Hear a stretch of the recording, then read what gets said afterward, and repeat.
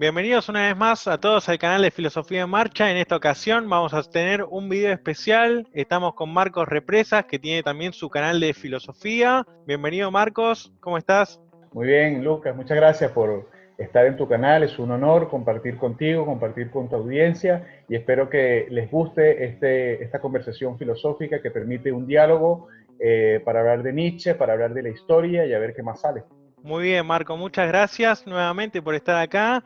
Y para los que no se enteraron todavía, el primer video de este encuentro, de esta conversación sobre la segunda intempestiva de Nietzsche, sobre la historia, está en el canal de Marcos Represas, así que lo pueden ir a ver ahí. Y en este video vamos a continuar con esta conversación donde ya abordamos distintos temas, en principio sobre lo histórico, lo no histórico, sobre la primera obra de Nietzsche, cómo llega a las intempestivas, la relación con Schopenhauer, la relación con Wagner, el sustrato oscuro del abismo, del vacío, de lo caótico, de lo pulsional y de lo animal en Nietzsche fue el tema de cierre que tuvimos en el primer video. Así que no sé si te quedó alguna pregunta con respecto a ese tema que estábamos abordando recién para continuar el hilo por ahí. Sí, Lucas, muchas gracias. Si Nietzsche, bien es cierto que hace una relativización de la historia, donde hablábamos en el primer video, donde no se puede llegar al origen, por lo tanto no se puede llegar a la esencia, queda por ahí siempre como el espectro de la metafísica en la conversación. Entonces yo te preguntaría si Nietzsche relativiza la historia, él está derrumbando entonces la metafísica de la historia. ¿Y qué significa esto? Te podría hacer una contrapregunta con respecto a esto. ¿Qué entendés vos en el sentido de que Nietzsche relativiza la historia? ¿Por qué mencionás que relativiza la historia? Te Sí. explico por qué la pregunta. Porque a veces también entiendo o leo de algunos intérpretes, hasta incluso muy importantes de Nietzsche, como Camus, donde, por ejemplo, en El hombre rebelde desarrolla el espíritu libre como espíritu revolucionario y hablan de, en un enfoque político de Nietzsche, incluso de anarquismo. No me refiero específicamente a Camus, pero sí en esta línea de pensamiento donde pareciera que no hay hecho y solo interpretaciones, entonces en Nietzsche vale todo, o valdría todo, ¿no? Que abriría este campo, como bien mencionábamos también en la primera parte, con respecto a la posmodernidad, ¿no? Y a la posverdad, y esta instauración de verdades como valores útiles para determinado momento, determinado contexto, esos valores y esos postulaciones de verdades, instauraciones de verdades que hacen útil a la vida en determinado momento, que no tienen ningún tipo de trasfondo, sino que son máscaras, que es el concepto que usa tanto Nietzsche, que uno se las va quitando, se las va sacando según el momento, según la circunstancia, y entonces no habría verdad última, no habría un trasfondo en el cual se sustenta todo eso. Entonces pareciera que en Nietzsche, bueno, entonces todo es relativo, todo giraría en torno a ese contexto. No sé si vos lo entendés por ahí, el relativismo histórico. Yo no estoy muy de acuerdo, te marco mi postura en este sentido, de que Nietzsche valga todo. Creo que hay un eje en el que se mueve el pensamiento de Nietzsche y es que vale todo en el sentido que potencie la vida. Si no potencia la vida, eso no vale, o vale menos, en todo caso. Entonces, creo que si el anarquismo, o una postura política, o de vida, de acción, o de conocimiento, volviendo al tema de la historia, ¿no? Si en esos dos ejes permanece en cualquiera de esos dos líneas y no potencia la vida, entonces eso me da la sensación que para Nietzsche no es válido, porque no es vital. Al igual que tú, en Nietzsche yo no encuentro un me vale todo, ¿verdad? Si fuese así, no hubiese sido tan crítico, como habíamos mencionado, con el tema de la deidificación de la razón o del pensamiento burgués o del pensamiento comunista o incluso el tema de la iglesia. Es decir, no es que no valga todo. Claro, evidentemente la escritura de Nietzsche es tan asistemática, posteriormente a estos textos, por cierto, que cualquier persona puede agarrar a Nietzsche y llevarlo al extremo. Hay gente, por ejemplo, que dice que Nietzsche, para Nietzsche todo el tema de la metafísica era una ficción. Yo no lo creo así. Nietzsche habló del amor, Nietzsche habló del tiempo. El primer capítulo de la genealogía de la moral, Nietzsche habla sobre el conocimiento de sí mismo. Eso es metafísica. Y cuando hablamos entonces de la relativización de la historia, me parece que es en un sentido moderado y que lo que está tratando Nietzsche es de quitarle el valor absoluto, científico, una lectura rígida de la historia, que si bien es cierto, su primer texto es el nacimiento de la tragedia, y tú bien apuntabas en la conversación anterior, ¿por qué no utiliza la palabra origen? ¿Y por qué utiliza la palabra nacimiento? Donde hay un enfoque distinto. Entonces, relativizar la historia para mí en Nietzsche significa poder ir a hacer una relectura de los acontecimientos históricos no vistos desde desde un sentido estrictamente lineal, sino además ver las rupturas, ver fisuras históricas, pero además, como él también menciona en el primer capítulo de la perspectiva de la historia, hay un poder debajo de la historia, ¿verdad? Cosa que si no se relativiza, quizás no es tan sencillo verlo. Claro, obviamente esto ya a partir de Foucault comienza a amplificarse, porque Foucault va retomando a Nietzsche, va a exponer y potenciar los saberes sometidos, es decir, el saber de los jodidos. Se va a amplificar el tema de la oscuridad que hablamos en la conversación anterior. Entonces, por allí creo que está el aporte interesante de Nietzsche, dejar de ver la historia como un monolito y verlo más, quizás no como una mixtura, como posteriormente a Nietzsche fue, posterior a Heidegger inclusive, que, de los franceses que tú mencionabas hace rato en la conversación anterior, que fueron los que más quizás desarrollaron esto, pero sí tratar de agarrar un cincel y tratar de darle a ese monolito y darte cuenta de que sí hay ciertas empalmes históricos, fisuras, por donde se desliza, ver cuestiones allí que no eran tan fáciles de ver o como me la estaban explicando, ¿verdad? Entonces, no creo que haya, como tú dices, un me vale todo y podemos ver la historia desde cualquier punto de vista. Bueno, a ver, no podemos vivir en el vértigo absoluto. Y también los textos históricos, si bien es cierto, me parece peligroso, de hecho, que hacer un me vale todo. No puede valernos todo. O sea, como poniendo una posición muy personal. No creo que nos pueda valer todo porque necesitamos también en qué sustentarnos. Pero me parece que el relativismo moderado podría ser sano para no, digamos, colocarle valores absolutos a las cosas, ¿verdad? Bien, hay que pensar en lo siguiente también, como para tenerlo en cuenta. Nietzsche es metafísico, y sí, y gran parte de su obra corresponde y responde a la metafísica. No por nada Heidegger, con el filósofo que más discutió y al que más le dedicó obras y tiempo para pensar fue a Nietzsche, y dice que Nietzsche es el último gran metafísico, ¿no?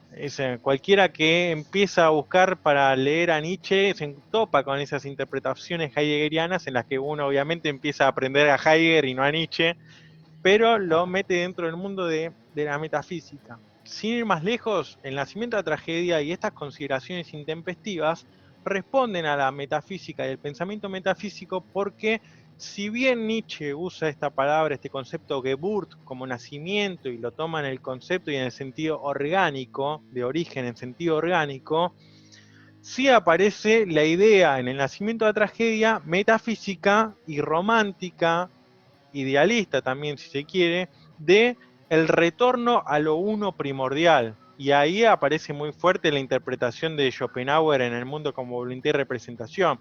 Esa división de el noúmeno, a lo que no se puede acceder, a esa voluntad oculta que habla Schopenhauer, y al fenómeno, que es lo único con lo que nosotros nos podemos quedar y tener contacto y conocer, Nietzsche va a hablar que ese sentimiento de la esencia del mundo, de la esencia trágica del mundo, eso se puede acceder, ese es el uno primordial, va a decir ese sustrato oscuro, de ese abismo, ese caos, que si nosotros es como no se puede mirar directo al sol, tampoco se puede mirar directamente a ese abismo. Entonces, como genera terror, genera pánico y tiene que ver con esto del conocimiento que paraliza también, Nietzsche va a hacer hincapié en eso y es una mirada y una teoría sumamente metafísica. Ahora, en Las Intempestivas se va a desprender de ese punto del artista metafísico, del artista trágico de la tragedia que permite por medio de su obra de arte un acceso a lo ahistórico, a la visión dionisíaca del mundo, a esa metafísica de artista, va a empezar a pensar ya en Las Intempestivas de otra forma de hacer arte, de otra forma de afrontar la historia, de vivir la historia, vivir las propias experiencias, y va a hacer hincapié en este instante del que mencionábamos. Y también otro de los puntos que mencionaste, es decir, mencionaba tanto al pasado como sepulturero del presente y al amor como arrebato de acción. Y en este accionar de Nietzsche tenemos que tener en cuenta que son las intempestivas. Y eso, carácter intempestivo, es hablar, es accionar en contra y por encima del tiempo y de la época en el que uno está inmerso, ¿no? Lo que va a decir es, ¿qué es lo más inactual que hace Nietzsche en la segunda intempestiva? Marcar un rechazo al historicismo, que es el historicismo justamente lo que marca el modo de aprender conocimiento y de vivir la existencia de cada uno, las experiencias de cada uno a partir de la historización de la historia. Nietzsche va a decir, no, nos estamos excediendo en eso. No es que esté mal, pero hay un exceso ahí.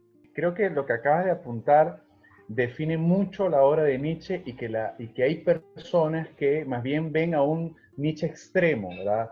Nietzsche no dijo, Nietzsche nunca dijo, esto está mal. Creo que Nietzsche dijo muchas veces a lo largo de su obra, pausa, hay un exceso en esto, ¿verdad? Hay un exceso en lo apolíneo, también tenemos que considerar lo dionisíaco, ¿verdad? Pero Nietzsche nunca dijo, desbordémonos en una vida dionisíaca, ¿verdad? O sea, olvidémonos de lo apolíneo, no lo he leído, no sé si lo habrá escrito Lucas, pero me parece que en ese sentido Nietzsche también fue, quizás la palabra no es prudente porque sería demasiada lindeza decir eso de Nietzsche, pero marcar pauta al decir hay una ruptura y que Nietzsche es uno de los autores que más asume su contradicción en su propia madurez de la escritura. Si bien es cierto, como tú decías ahora, hay una escritura en el nacimiento de la tragedia que en Las Intempestivas comienza a transformarse, comienza a madurar, y lamentablemente la gente o hay personas que toman al autor de una forma monolítica, ¿verdad? Y quizás esto, yo te pregunto, Lucas, ¿por qué Nietzsche, y esto lo comentábamos en una conversación telefónica, qué es esto que Nietzsche genera en la gente, que hay una profunda, o lo amas o lo odias, pero con Nietzsche no puedes estar, digamos, parco, no puedes estar con cara plana, ¿verdad? No puedes ser cara dura con Nietzsche, no puedes ser cara de teflón que te resbale, no. Te despierta pasión, te despierta odio, te despierta fascinación, incluso para los que leemos a Nietzsche, ahí esto ocurre también leyendo a Nietzsche. Esto me encanta, pero esto no. Genera toda esta contradicción interna. ¿Por qué crees que Nietzsche genera esto en la gente y que muy probablemente las personas no filósofos académicos, así que no han estudiado filosofía en la universidad, pero que se interesan por los temas filosóficos, regularmente entran por Nietzsche y no entran, por ejemplo, por algún texto de Platón, o no entran por el mundo de Sofía, ¿verdad? Que es una introducción bellísima para el pensamiento y la historia de la filosofía. ¿Qué es lo que hace que Nietzsche, ya para su primer, su segundo, tercer texto, él comience a generar todas estas reacciones? Si bien es cierto, y termino con esto, Nietzsche no fue tampoco tan leído en su momento histórico. Yo no sé si se ha aclarado muchas veces. Nietzsche fue un tipo que también fue muy odiado, y que además a él lo sacaron más o menos disimuladamente por la puerta de atrás de la universidad,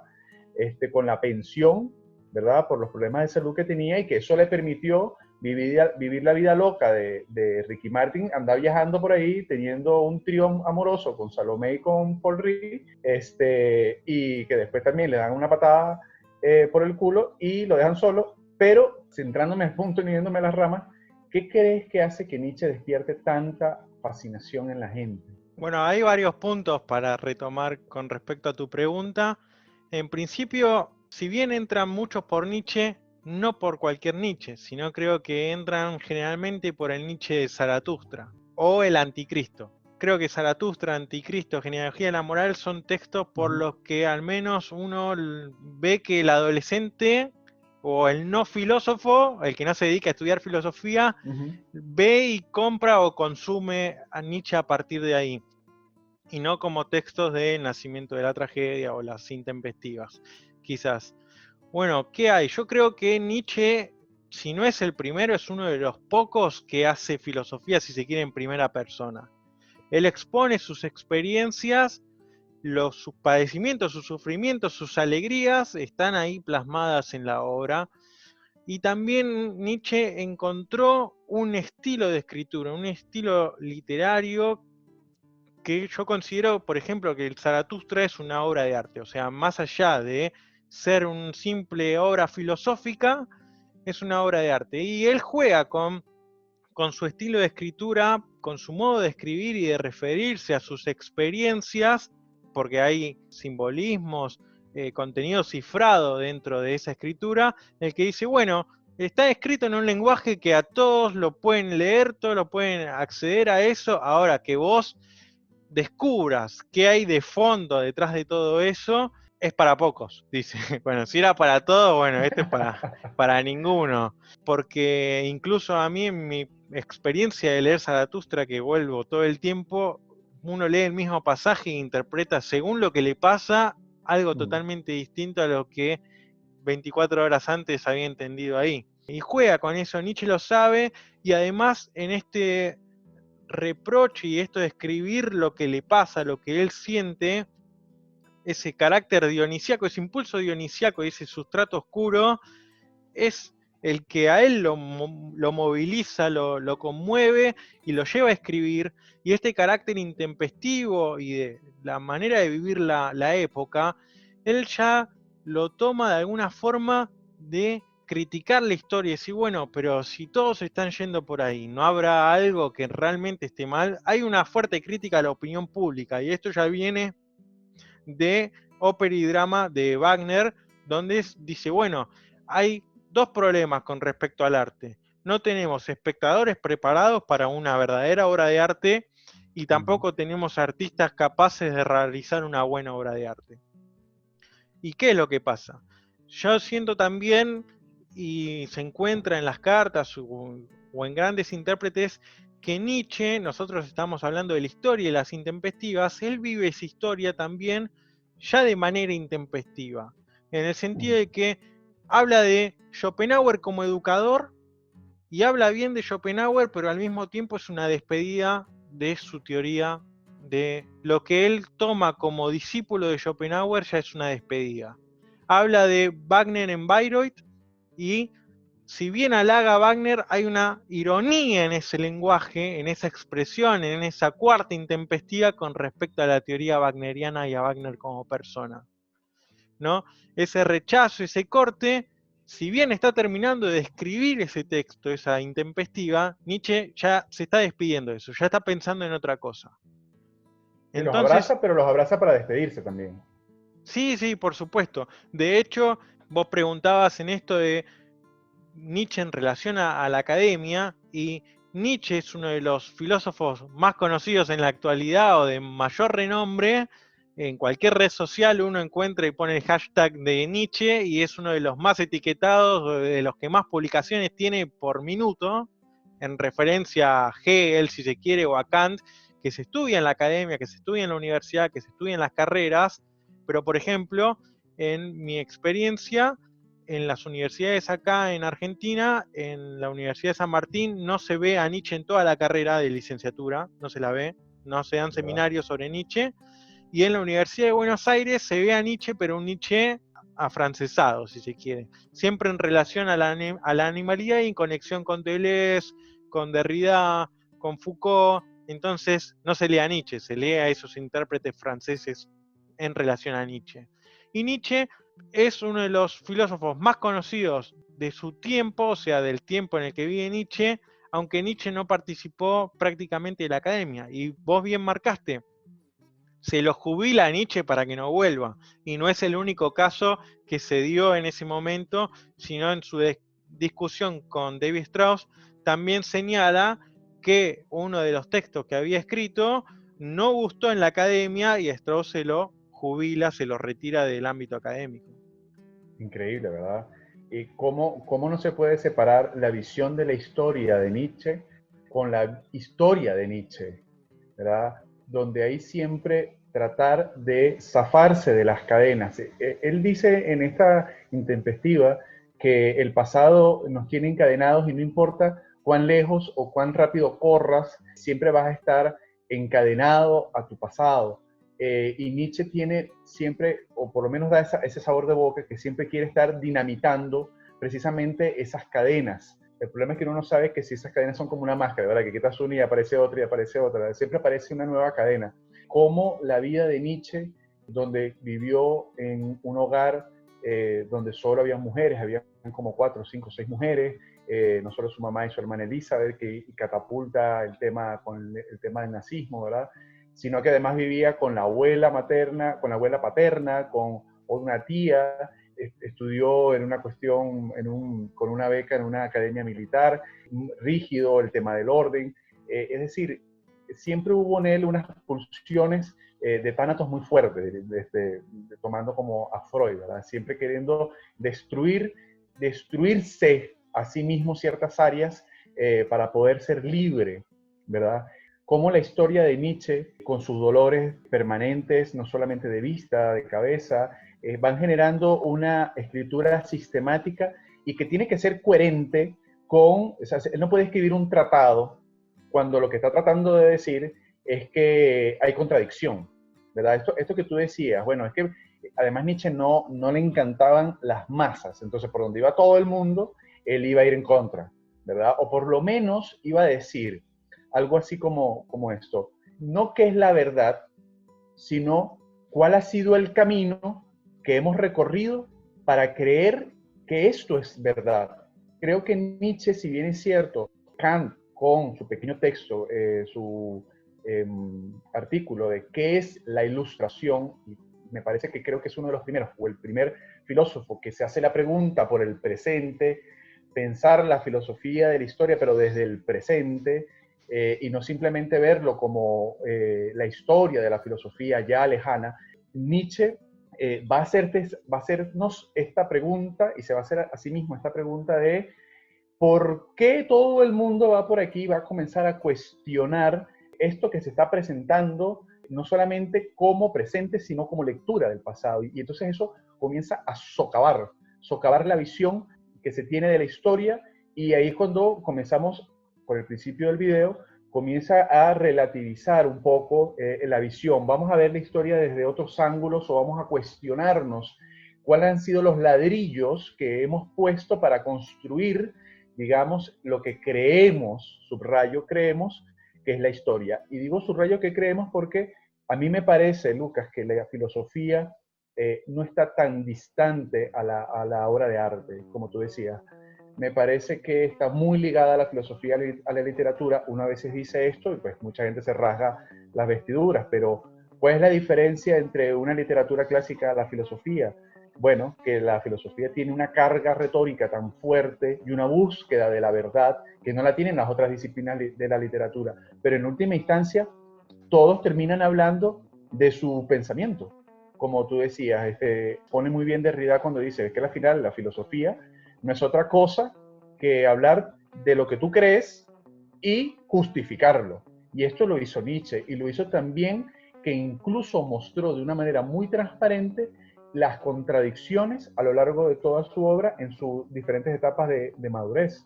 Sí, totalmente. Además, Nietzsche atrapa al adolescente, atrapa al que no está inmerso en el mundo de la filosofía, porque habla de sus sufrimientos, habla de sus padecimientos. Mencionábamos en la primera parte del video que el eje central de toda su filosofía es el concepto de vida, o sea, ¿qué es vida? ¿Qué es lo que da más vida? ¿Qué es lo que hace desgarrar a la vida? Y tiene que ver también con una analogía con el mito de Dioniso, que es desgarrado por los titanes, que es vuelto a nacer, que es perseguido, que sufre, que no es reconocido, lucha por ese reconocimiento, por imponerse, porque también se da cuenta Dioniso que detrás de el velo de la belleza apolínea, de esa serenidad griega, eso que yo te muestro con demasiada luz, ojo, porque te estoy ocultando algo, entonces, porque te cuido no te dejo ver. Ahí detecta Nietzsche también que hay una trampa y obviamente ataca todo el tiempo la conformidad y la comodidad de las masas. Esa contracara de las masas viene dado por el artista. Él lo contrapone con la figura del genio, del artista. Y que el artista, el genio, si se quiere, antes mencionábamos que el nacimiento de la tragedia era un acto metafísico, ya en las intempestivas va de alguna forma desprendiéndose de esa idea metafísica de la historia como origen y habla que ese genio tiene que romper con las normas, romper esas estructuras, volver a crear algo, y esto creo que lo que le llama al adolescente o al que no lee filosofía y entra por Nietzsche dice, bueno, esta persona, que el genio es justamente el que más sufre, el que más adolece, el que más displacer siente y con el que se le tiene una idea y un pensamiento que va, digamos, en contramano a lo que piensa la mayoría, sin embargo, no se limita a ese sufrimiento que sería el pesimismo o el nihilismo negativo, esa idea pesimista de Schopenhauer, sino que dice, bueno, ¿yo qué hago con todo esto? ¿Me asumo? ¿Me resuelvo a mí mismo y me enfrento a esa situación? ¿Me recreo? Y tiene que ver también con la idea del héroe trágico, ¿no? Que dice, bueno, busco, indago para descubrir qué hay detrás de esa máscara y no importa cuáles son las consecuencias, o sea, me asumo. Pero me asumo y Nietzsche insiste en esto, ¿no? La tarea de estos individuos, de estos genios, pensará en Wagner en su momento, después habrá otros, dice, bueno, me asumo para enfrentar la historia porque la tarea no es que importo yo en tanto individuo, porque yo soy un ser orgánico que vivo y voy a morir, sino que importo en tanto hay una tarea más grande, ¿no? Y dice, bueno, ¿cuánto importa ese sacrificio del genio? ¿Importa también el sacrificio de las masas en pos de alcanzar esa armonía del sentido trágico de la vida? Y que además, como tú dices, la mayoría de los adolescentes que he conocido siempre entran por Nietzsche, ¿verdad? Pero también el momento histórico en que el no filósofo académico y el adolescente le entra a Nietzsche, también está condicionado o digamos influenciado por el contexto histórico. Es decir, nosotros estamos viviendo en la posmodernidad el momento de la angustia y esto ya tiene casi 80 años, ¿verdad? Entonces, claro, un adolescente aún le puede llamar muchísimo la atención porque compagina demasiado bien el pensamiento de Nietzsche desde la tragedia, desde la angustia, desde la contradicción, porque también en su momento histórico, en su zeitgeist, en su contexto vital, eso se está dando. Es decir, hay un contexto hoy sobre el tema del derrumbe de las instituciones, el derrumbe del tema de la política, el derrumbe del tema de la verdad, el derrumbe del tema de la religión. Entonces, claro, Nietzsche puede, o la gente puede encontrar en Nietzsche alguna pequeña introducción, digamos, a estos temas y que si bien es cierto, bueno, quizás no fue la mejor puerta porque entras por el que agarró a martillazos a la historia de la filosofía, ¿verdad? Y que uno entiende que si agarran un libro como El banquete, La República o Ética Nicómaco de Aristóteles, quizás puede ser muy compleja la forma de la escritura. Nietzsche con su escritura aforística también es muy, digamos, no quiero decir la palabra ameno, pero más accesible a la lectura. Entonces, por allí quizás este contexto angustioso de la posmodernidad que nos está llevando al derrumbe de todo, de todas las concepciones dadas, ¿verdad? Y que estamos cuestionando constantemente todo, allí en Nietzsche evidentemente se encuentra un buen puerto, o por lo menos un buen primer puerto al que llegar. Lucas, te pregunto, para Nietzsche es muy importante hacer siempre inversiones. Y si bien es cierto, Platón dice que la mayor virtud del filósofo está en la vista, y siempre hay una relación entre la vista y la verdad, porque la verdad yo la veo, porque la realidad yo la veo, ¿verdad? En Nietzsche no pasa esto. En Nietzsche pasa que es el oído, es la música, ¿verdad?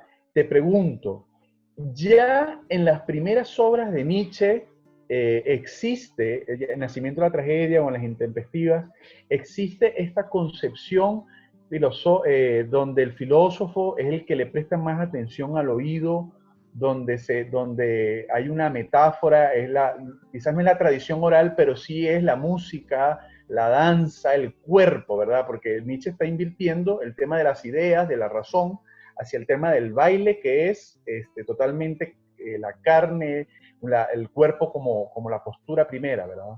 Sí, la música en la obra de Nietzsche es fundamental. Primero entra por vía de Schopenhauer y luego por vía de Wagner. Antes Kant creía que cuando desarrolla en la tercera crítica, en la crítica del juicio, habla toda esta idea del concepto de genio y habla también de las distintas artes. Kant de alguna forma desprecia la música y antepone a la poesía porque habla del concepto y de cómo se puede conceptualizar, y habla del entendimiento, de cómo se puede mezclar toda esa inteligencia y todo ese saber en la poesía. Y Schopenhauer ya, si bien es un gran intérprete de Kant, va a insistir en la idea de la música y de la sensibilidad, de la sensación, del cuerpo. Y por medio de esta sensación y de lo que transmite el arte, y sobre todo la música y la danza, lo que va a haber es una conexión con eso que Kant creía, insistía, estaba convencido de que no se podía conocer, que era el noúmeno, ¿no? Hablando técnicamente. Uh-huh. Pero Schopenhauer ahí va a hacer un quiebre y va a decir, bueno, sobre eso que Kant dice que no podemos conocer, por medio del arte y sobre todo de la música, podemos tener reflexiones sobre eso y podemos tener intuiciones sobre eso. Incluso se va a sumar después también la idea de los sueños, ¿no? Y la interpretación ahí de los sueños, de lo inconsciente. ¿Y por qué? ¿Dónde lo enlaza Nietzsche en el nacimiento de la tragedia? Bueno, lo enlaza con todo el tema del culto. Y del culto a Dioniso, sobre todo, que era lo no olímpico, lo no reconocido, lo que no se hacía dentro de la polis, sino que, por ejemplo, ya Schelling hablaba de las divinidades de Samotracia y el culto en la isla de Samos, donde era todo, si se quiere, ilegal y antiinstitucional y no pertenecía ni a lo académico, ni a lo oficial, y se remontan a las grandes figuras que participaban de esos cultos de iniciación, de esos ritos de iniciación, donde estaba mencionada a la madre Alejandro Magno, a Pitágoras, etcétera. O sea, quizás no inician por ellos mismos, pero sí por su hijo, en el caso de la madre de Alejandro. Entonces dice, bueno, cultos de iniciación en los cultos mistéricos, y estos cultos mistéricos tienen que ver con el sentido ahistórico, es decir, no con el proceso histórico de los acontecimientos en el que la masa puede ver y en el que la masa está inserta, sino con este instante y este sentido de captación en el que yo estoy iniciado y tengo, gracias a ese grado de iniciación, puedo percibir, puedo captar cosas que están ocurriendo, cosas que están pasando, tanto interior como en el mundo que me rodea, que el resto, en esa vorágine, en esa maquinación, en esa vida de trabajo, de proletario, de no poder pensar porque está uno preocupado por lo inmediato, no tiene acceso a ese sentimiento, no tiene despierta esa posibilidad de escuchar y de escuchar a la naturaleza, que es sí lo que tenían en estos cultos de iniciación mistérica, que son las vacantes, sin ir más lejos, que insiste Nietzsche. Y Nietzsche, está bien, va a pensar en esta división que hace, si se quiere, política, porque todo comienza con el culto, que pasa a relacionarse con el mito y se refleja después en una forma de hacer cultura, en fundamentar la cultura a partir de esos mitos, pero ya va a haber un desprendimiento de la danza y del cuerpo y de la música dionisíaca al mito, en el que empieza a tomar poder, digamos, empieza a prefigurarse la letra, la palabra, y se desplaza, una vez que toma lugar en la escena la palabra, se desplaza la música. Y ahí va a empezar a Nietzsche a criticar justamente la cultura y cómo se hace historia a partir de eso. Y en esa palabra se instauran, por medio de esas palabras, se instauran los valores, que son lo que Nietzsche va a criticar. Y toda esta noción de la que Nietzsche va a hablar y dice, bueno, si algo no se entendió, dentro de todo lo que no se entendió del nacimiento de la tragedia, si algo no se entendió, va a decir, es que yo lo que estoy hablando es del nihilismo, que no lo hemos mencionado en el primer, no ha aparecido en el primer video que hicimos. Y el nihilismo va a decir, bueno, ¿cómo a esa nada, a esa desvalorización de los valores, cómo ese modo de negar la vida, de afrontar la vida y de negarla, cómo la superaron los griegos? Bueno, por medio del arte y por medio de ese sentido histórico que permitía estar congregados todos como comunidad en el teatro. Bueno, ¿cómo encontramos nosotros en nuestra época un acceso a histórico? Estamos todo el tiempo rodeados de las redes sociales, ahora mismo, también nos permiten un montón de cosas, pero a veces en el exceso, de vuelta, nos saturan y nos limitan esa conexión, nos limitan esa escucha, ese poder escuchar y oír lo que nos pasa. Y eso tiene que ver también con esta situación del encierro, de la pandemia, ¿no? De este encierro, es tantas horas estar dentro de casa con uno, de tener tiempo para uno. Bueno, uno empieza, esa vocecita empieza a resonar y a muchos justamente les afecta. O quieren huir al trabajo, quieren huir a hacer alguna otra actividad, buscar cosas para hacer, justamente para anular ese tipo de acceso, ¿no? Sí, que de hecho el exceso que dices es lo que Baudrillard va a definir como la hiperrealidad. Que curiosamente él dijo, esto es irreversible, ¿verdad? Pero la cuarentena ha hecho el frenazo de mano en donde incluso ahora tú buscas distraerte, ¿verdad? Distraerte en el trabajo y no poder estar contigo mismo. Dos cosas, Lucas. Esto, lamentablemente, con la definición que acabas de dar del nihilismo, lamentablemente la gente cree que el nihilismo es un me vale todo, donde el nihilismo es nada tiene valor, ¿verdad? Y no se trata de eso, tiene mucho que ver con lo que tú acabas de definir. Y que a mí me parece muy curioso cómo Nietzsche siempre hace un viaje al mundo griego y la gente se preguntará, bueno, ¿y por qué lo hace el mundo griego y por qué no lo hizo el mundo egipcio?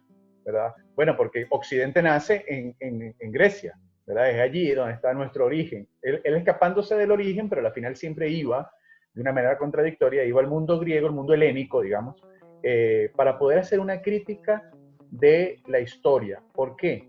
Porque después del mundo helénico lo que vino fue el mundo cristiano. Y a él hacer una crítica de la historia y una crítica de los valores y de la moral, del comportamiento, es muy curioso que los recursos que él usa para criticarlo son del mundo helénico. Entonces, si tú ves, por ejemplo, ejemplos muy sencillos y también uno cae de una forma muy simplista, pero vamos con el tiempo lineal del Génesis al Apocalipsis, te meto el eterno retorno, donde el tiempo es circular. Los griegos nunca se plantearon la creación del mundo, eso no era un problema griego. Vamos a ir a recursos helénicos para poder explicar y comenzar a socavar cuestiones de los que vinieron después a fundamentarse como cultura, que era la cristiana. Entonces, ¿qué es lo que está criticando Nietzsche en la historia occidental? ¿Por qué se aferra tanto a criticar al cristianismo, a la iglesia? no era tanto la creencia, porque al final él invirtió en Zaratustra, invirtió los valores de un Jesús débil y que mostraba la debilidad. Más bien al revés, ¿verdad? Con el Zaratustra, invirtiendo. Pero ¿qué es lo que él está tratando de hacer? No utilizar las herramientas de la razón, de las luces, a la que también él era hijo, ya había pasado un tiempito, pero él era hijo del Aufklärung, de la época de la era de las luces, de la ilustración, era la palabra que estaba buscando, no utiliza las herramientas de la razón para criticar a la razón.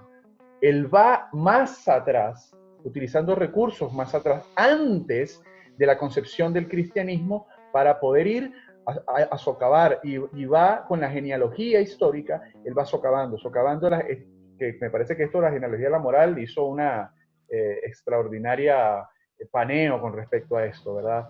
Pero siempre me llama la atención que él va a ese mundo griego, al mito, va a cómo se hace esa diferencia a la que tú decías ahora, la palabra, que es lo que Derrida dice, ahí donde nace el logocentrismo, ¿verdad? Y a la gente se le ha olvidado que los filósofos tienen que escribir, y no es un tema de la tradición oral, sino que los filósofos escriben, y si bien es cierto, Sócrates no escribió nada, pues tuvo a Platón, que fue su copista, y si Jesús no dijo nada, pues tuvo copistas que eran los apóstoles, es decir, todo se hace de una forma escrita, y sin embargo Nietzsche dice, hay que atender más al cuerpo, hay que atender más al goce de la carne y en el tema de la danza. Es decir, Nietzsche hace de la filosofía algo mucho más humano. Bueno, humano, demasiado humano, ¿verdad?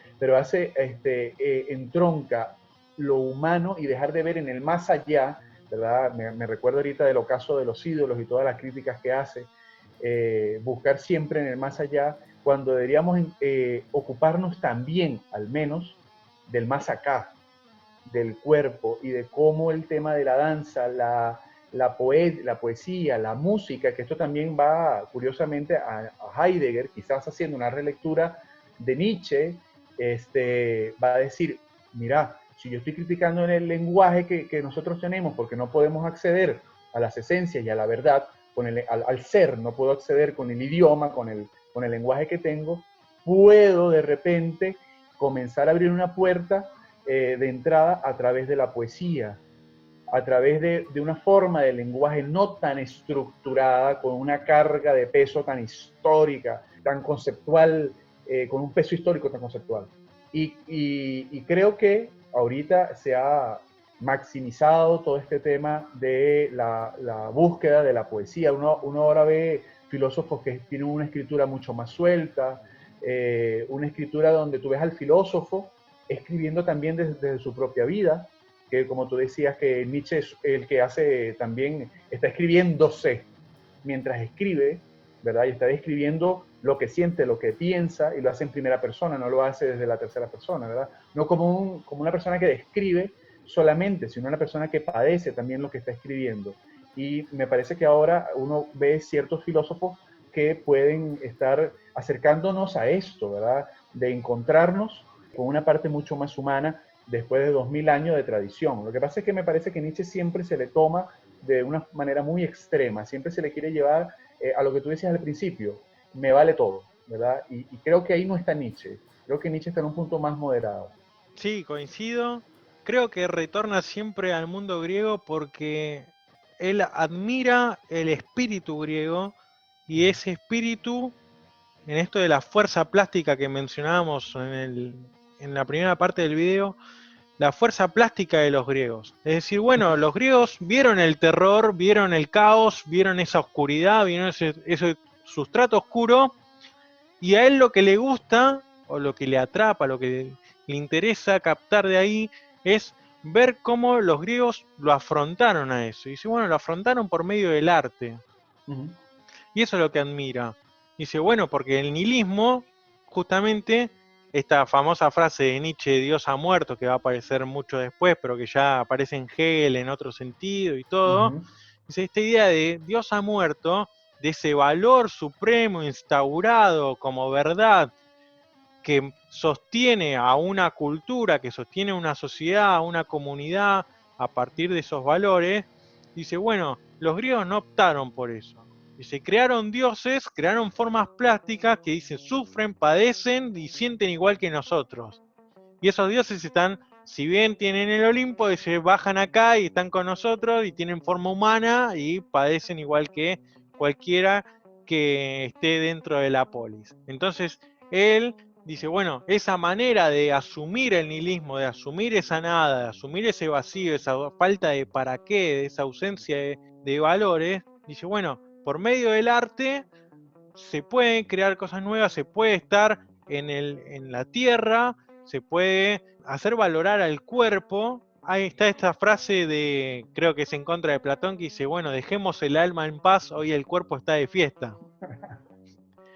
Y insiste con el tema del juego, de la danza, de la risa, como caracterizaciones del ser humano con relación a esta oído, esta escucha, y a este lenguaje de la naturaleza que nos habla y que nosotros tenemos que tener esos pies descalzos para poder sentir y estar conectados. Entonces va a decir, bueno, los griegos aportaron todo eso y en el momento en que se instauró la idea de Dios en el mundo cristiano, todo eso, si bien habrá servido en algún momento para la desazón o para la angustia, el nihilismo que había en esa época determinada, dice, quizás sirvió en algún momento, pero se instauró ahí como verdad última y nos terminó fracturando y desligando entre que el bien está en un más allá, lo bueno es aquello, la verdad no se puede alcanzar, la vida eterna, todo en un más allá. Entonces empieza justamente a desvalorizar la vida, a denigrar la vida, a caer en ese sentido vital, hundirlo, pisotearlo, y Nietzsche va a decir, no, bueno, pero mi cuerpo es el que si yo conozco, siento y tengo los sentidos y capto por ahí, y todo eso, ¿qué pasa? ¿Qué no vale? Sí, exactamente. Pero lo está diciendo una persona enferma, que padeció toda su vida, que apreció la vitalidad desde su carencia de salud. Y que es muy curioso, fíjate que yo una vez hice un experimento con uno de estos grupos de Facebook de Nietzsche, que son como sectas, ¿verdad? Cada grupo es como una secta. Entonces, yo dije, Incluso bueno, el voy a... mío. que tengo que suscribirme, por cierto. Coloqué una cita de Genealogía de la Moral en uno de estos grupos, no recuerdo si fue, hay uno que solo se llama Nietzsche, no recuerdo si fue ese, y si fue Así habló Zaratustra, punto, porque ahora parece que hubo una pelea entre los administradores de ese grupo e hicieron otro grupo que se llamaba Así habló Zaratustra, sin punto. Y aquí el cotilleo de los grupos filosofía. Y coloqué una cita de Genealogía de la Moral donde dice, donde alaba al Dios del Antiguo Testamento, ¿verdad? Donde quizás alaba no es la palabra, pero hace una exaltación del Dios del Antiguo Testamento, y donde Nietzsche dice, pero yo lo puse el post sin decir de qué libro era, para ver cómo era la reacción de la gente, porque tú miras estos grupos, entonces siempre son ateos, no sé qué, defendiendo el nihilismo, que no nada vale, los valores, la verdad es una ficción, ¿verdad? Todo esto que se van al extremo. Entonces yo dije, voy a ver qué reacción hay, y si hay una reacción interesante, hago un video de eso. Pero más bien para la conclusión fue muy curiosa, porque yo pongo la cita donde él dice, dice algo así como, yo prefiero al Dios del Antiguo Testamento, porque en ese Dios yo veo acciones heroicas y veo además un Dios que se comunica con su pueblo, ¿verdad? Esto que tú decías de estos dioses que son humanos, que padecen, que aman, que traicionan, que cometen adulterio, que son dioses humanizados, ¿verdad? Entonces yo coloco esta imagen de Nietzsche hablando bien de Jehová, y para mi sorpresa, nadie dijo absolutamente nada. Mira, pero es que yo a veces pongo un post y eso es inmediato, todo el veneno que la gente reacciona. Y pongo a Nietzsche hablando bien de Jehová y nadie dijo absolutamente, mira, pero nadie dijo, ¿y en dónde dice eso? Nadie, todo el mundo calladito, ¿verdad? Muy probablemente los que leyeron no reaccionaron porque sabían que venía de la genealogía de la moral. Pero ahí donde viene esa ambigüedad que también te genera Nietzsche. Yo prefiero al Nietzsche que me demuestra que todo lo teológico se derrumba.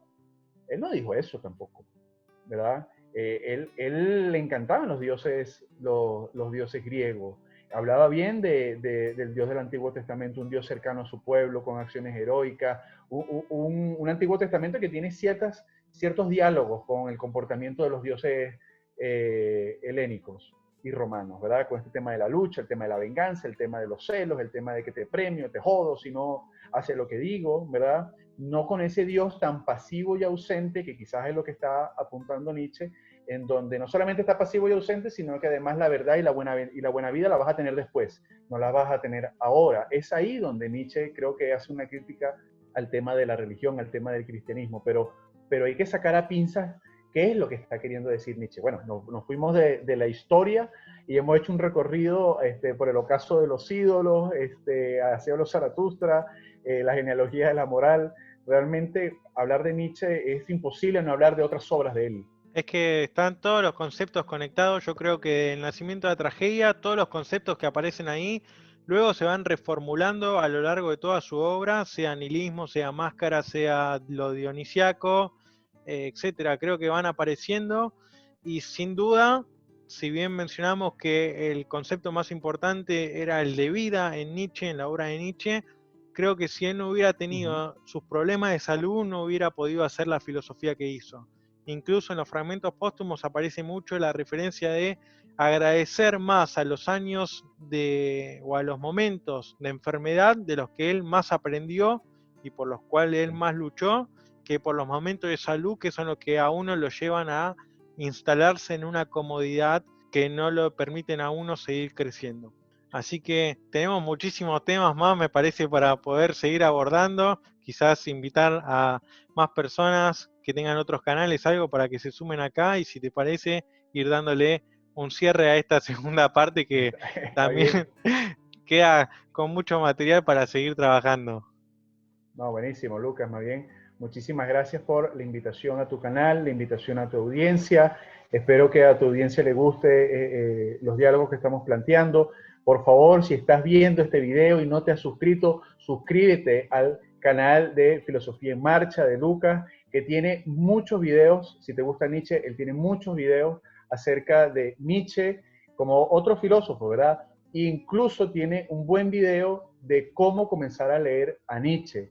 Entonces, nada, espero que nos veamos pronto, Lucas, y muchas gracias por tenerme en cuenta para tu canal. Un gusto, un placer, espero que esto se repita pronto y avisarle de nuevo a la gente que Marcos Represas también tiene su canal de filosofía. Vamos a dejar los enlaces para que puedan acceder ahí, ver las páginas, el material que tiene, porque también está en las otras redes sociales, Facebook, Instagram y bueno, acá por YouTube. Así que sin más lo vamos a esperar en el próximo encuentro. Muchas gracias Marco de nuevo y nos estamos viendo pronto.